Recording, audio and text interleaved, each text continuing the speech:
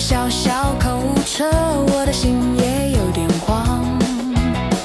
带着3个孩子走进亮晶晶的店，眼睛看着最新款，价格却让人心颤。大女儿瞧瞧我妹妹，牵着我袖边，还没开口，大女儿就大喊妈妈，我只能选特价品吗？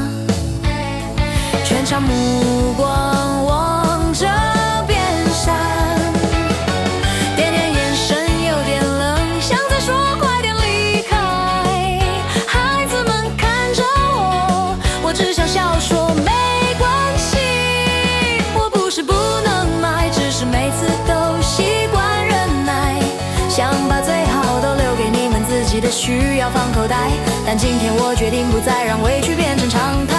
刷下1万块的那一秒，你们的眼里都是光海，店员也愣住不敢眨眼，原来爱比特价更好买。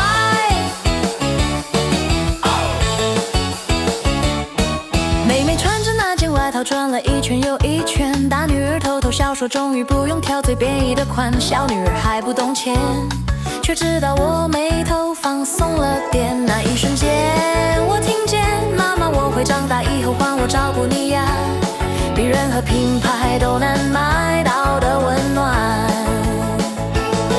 店员语气忽然变好，问我们还需要什么，我只是淡淡回头，因为孩子们笑得最多。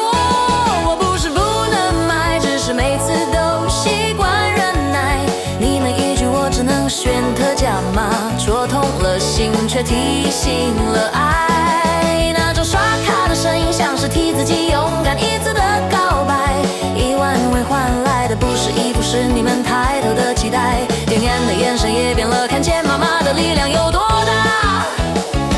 我不是奢侈，只是想一次不再退后，努力的日子里偶尔也需要被温柔，你们靠在我左右，那比金额更值得拥有。我不是不能买，只是以前都把心情压下来，这次我想让你们知道，你们值得最好的存在。摔下1万块的那一刻，是我给自己的小骄傲，笑清楚小舞台，就算明天还要努力，也要让你们相信，妈妈的爱不是特价品，永远都是最好买。